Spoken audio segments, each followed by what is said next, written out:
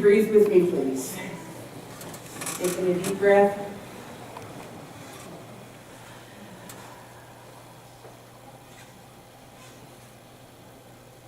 And another.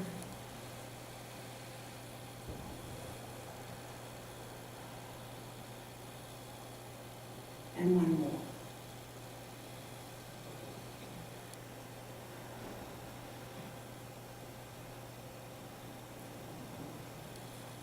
Now internally ask yourself, what would I do today if I were praying? So I make no secret of the fact that I get a lot of inspiration and I get a lot of ideas from the internet, from social media. I honestly don't know how ministers in the olden days did this job if they didn't have the seemingly limitless access to quotes and ideas and stories and memes and everything. I actually used to think that I was kind of copping out because I didn't do it the old-fashioned way by, getting out all my books and going through them and finding stuff and old articles that I've torn out of magazines. I don't do that anymore. Because as spiritual beings having a human experience, we have access to the limitless mind of the divine. So I'm just putting this out here. Maybe the internet is an evolutionary advancement that makes this limitless access to information available to us. Go like this. I think about stuff like this. In other words, what the internet has done is it's brought us all of the information known to humankind, and it's right there at our fingertips. And not just some people, all people, everywhere. And there are people in the poorest and most underdeveloped countries in the world who have cell phones and who have access to the internet. So what has happened is that technology has made the world much smaller.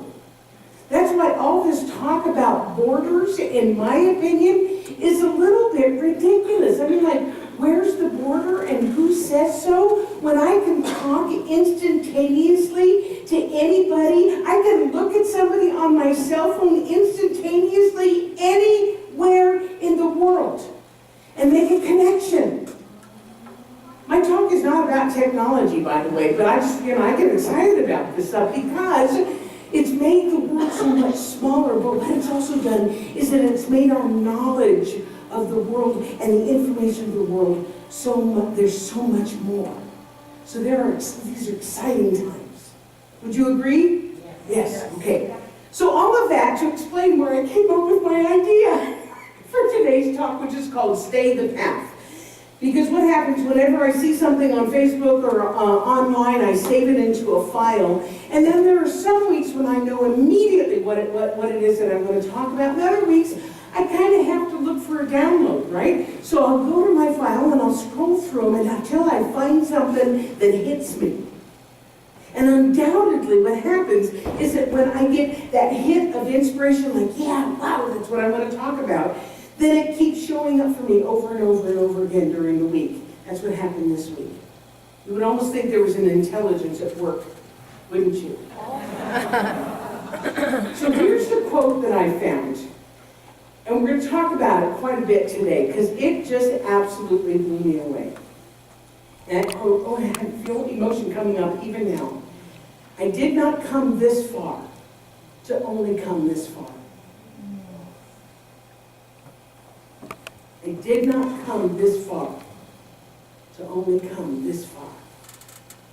It really speaks to me, hits me right between the eyes, the realization that those times when I have felt like giving up on a project or a goal or a dream or a relationship or a job or giving up on myself or giving up on somebody else, when what I really needed to do was to keep pushing forward and keep pushing through. Because all of the work that I have done up to this point is preparing me for this thing that I say that I want. Is that making sense? Yeah. You bet it is.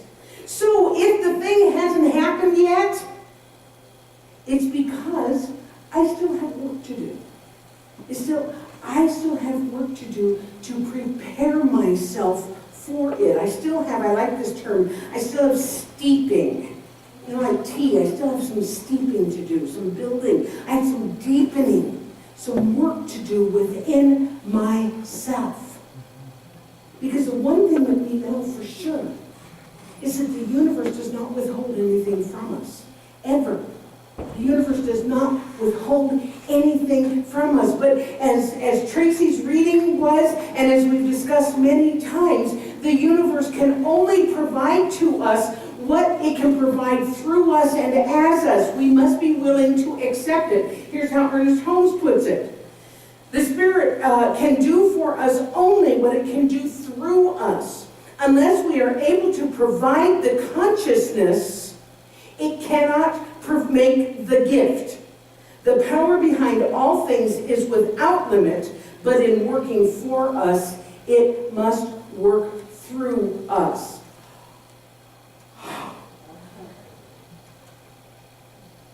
So if there is something that's not happening in our lives, then that means that there is still work to be done within our own consciousness.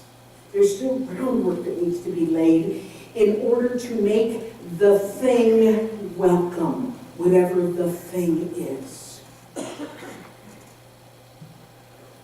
And what happens sometimes is that if it is not happening in the time frame that we think it should, we have a tendency to want to say, forget it, it isn't working, I give up.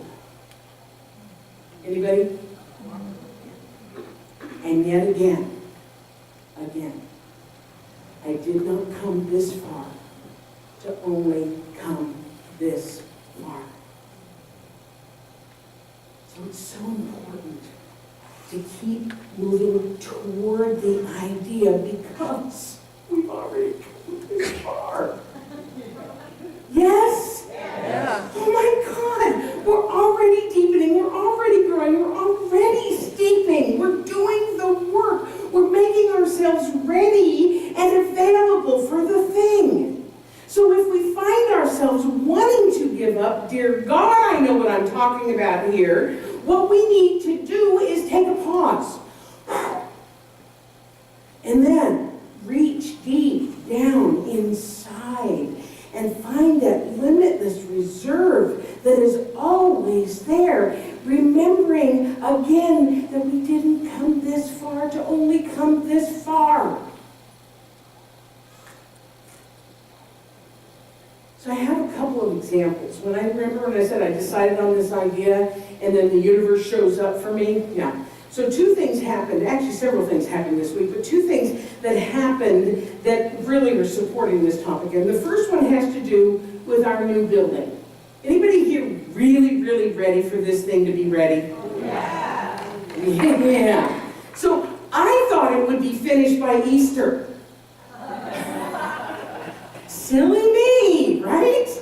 So it has been an exercise in patience for me to allow the process to unfold in the way that it needs to unfold, and I'm here to tell you that patience is not my strong suit.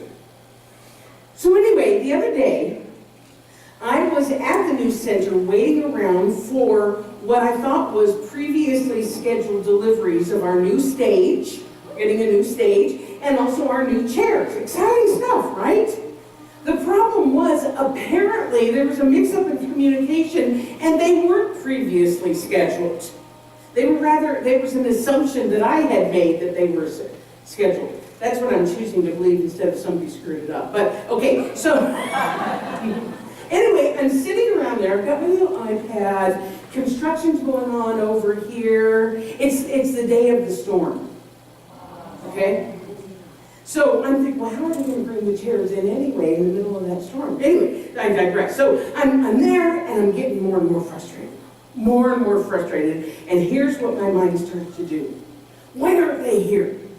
What's wrong with these people? Shouldn't we already be in this building anyway? Why am I the one sitting here? I was so frustrated that I started to think, forget it.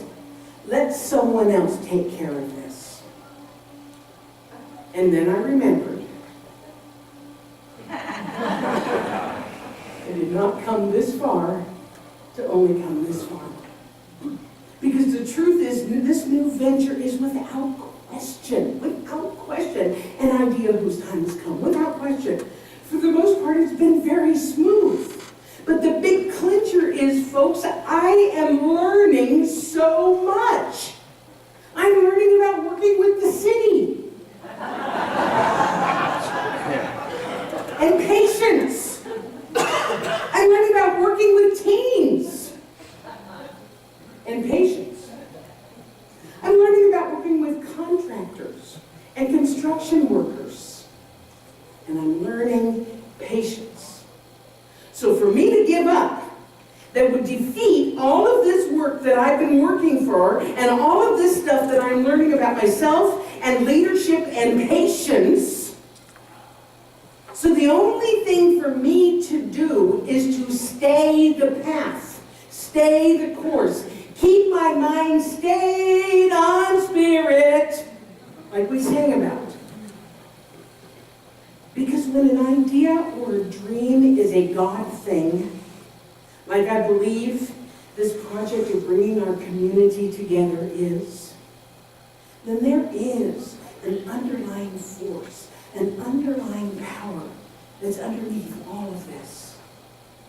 And yes, it's true that Spirit cannot give us what we are not able to accept. However, when we find ourselves in the flow of an idea that is truly God-inspired, then there is support for us, just like Tracy's reading today. There is a support of good for us that we never even imagined.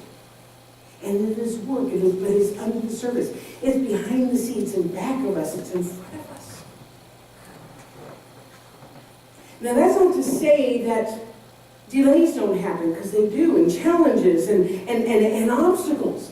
Here's the way I think of it, is that we live in this dense material world. We're spirit, but we live in this dense material world. And it's just like, sometimes we just feel like we're just moving through molasses.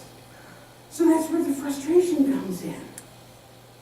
But when we keep our minds stayed on spirit, when we allow ourselves to stay the path, we can feel that support even as we are going through the challenge. And in doing so, not only does it make us deeper and more steeped, and it makes us stronger. You know, when you steep a tea and you keep it in there, it makes it stronger, right? I'm a coffee drinker, yeah, I think so. Leslie, you drink tea, right? Yeah, that's what happens, okay.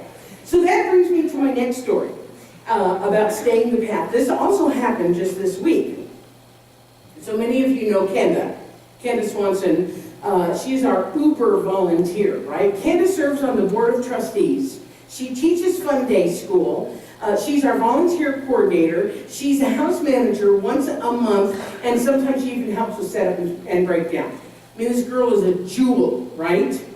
So Kenda has always been into fitness and health. And, while many of us are sleeping, she's already up and at a spin class or doing something active, right? But she's never been a runner up until now. So she decided that she wanted to run a half marathon and has been training for it for a couple of months. So remember last week, that crazy weather? I mean, like, oh my God, it was so hot on Tuesday. I was so grumpy because it was so hot. And then the very next day, that wild and woolly storm came in with snow and rain and wind and all that kind of stuff. So here's what Kenda wrote on her Facebook page that day, the day of the storm. She said, crushed over 16K in this rainstorm, 5 degrees and wind. Truth be told, I didn't know if I could do it. I prayed and recited some affirmations before heading out. I set my intentions. I allowed myself to believe that I could do it. I shut my mind off and focused on my body. The run was hard. At some moments I started to have doubts, but refocused my intention. I began to notice other troopers out there running, and I thought, if they can do it, I can do it. I found inspiration in those moments. The body is incredible. it can do anything. So when she was faced with this bad weather and doubts about her own ability to persevere in those conditions, she dug down deep inside of herself in order to stay the path that she had set for herself. Someone was telling me recently about the Navy SEAL 40% rule. Anybody know the 40% rule? It's fascinating to me. So it's a training tool that the SEALs use to be able to do all the things that they do, with their physical fitness. So in a nutshell, the 40% rule is the idea that when our mind is telling us to quit, our body actually has only used up 40% of its potential. Think about that. Think about that in your workout. I don't know about you guys. I do little old lady curves workout, And it's supposed to be a half an hour. So like 10 minutes in, I'm like, oh, I could quit now. I've moved some. Our mind will tell us that we can slow down or that it's time to stop, right? And then, but according to this SEAL 40% rule, at that point, we are only 40% used up. That we're still capable of so much more. But here's the clincher. They believe that this extra 60% reserve doesn't come from the mind, and it doesn't come from the body. It comes from the will, or in our case, the spirit within.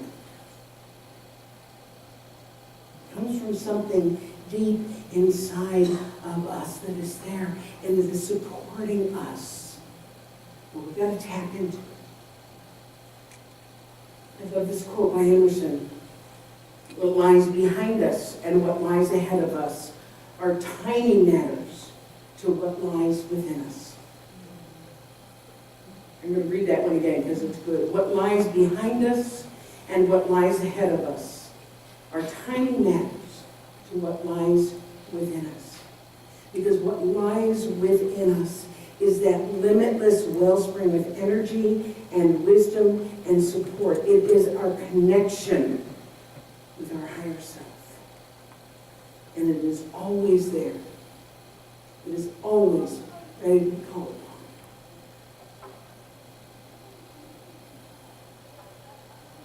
And before I close, there's another aspect of this topic that I want to just touch on. In fact, I could do a whole talk on it, maybe someday I will, but it's going to actually sound contradictory to what I'm talking about, but I think it's important for me to say. And that is knowing, because the name of my talk is Stay the Path, Stay the Course, Stay the Path. But the other thing that we need to know is know when it's time to step off the path rather than stay on it.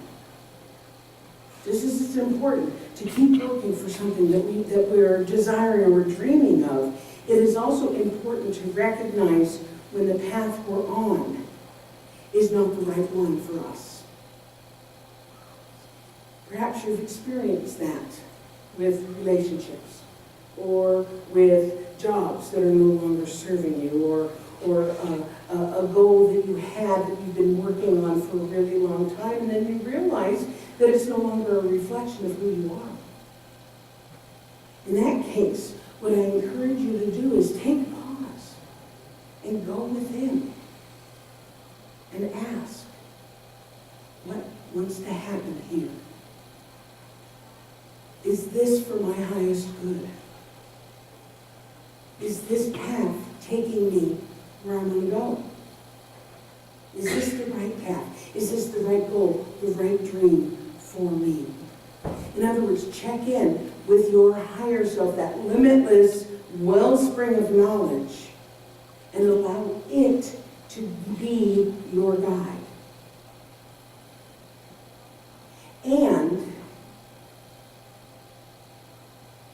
sometimes, I say this every Sunday, sometimes we're pretty stuck in that, and we can't see it. We try to access that wisdom, and we just can't see it. See a practitioner. See a practitioner, folks. I don't stand up there because they're cute. I don't bring them up there because they're cute. I bring them up here because they're skilled. And they can help you. If you are like, is this my path? Is this not my path? I can't see the way. Let somebody help you see the way. Let somebody get through the muck so that you can see the way. So combine that. Go in with yourself. See a practitioner. And if the answer is no, this is not for me, this is not for my best and highest good, then allow yourself to step off the path. It's not necessary to pursue something that is not for you just because you said you were going to. Does that make sense? However, if you go within and you ask those questions, what wants to happen here? Is this for my best and highest good? Is this taking me where I want to go? Is this the right path for me? You go within and you get a resounding yes. Then grab down, get that extra 60% reserve that is there that we don't know is there, but it is there, and stay on the path. So say with me, I did not come this far to only come this far. So one way I'm going to give you the postscript, because it's a good one. The reason Campbell isn't here today, she's always here. The reason she isn't here today is because she's running in the marathon. She's running in the marathon. I love you, and so it is.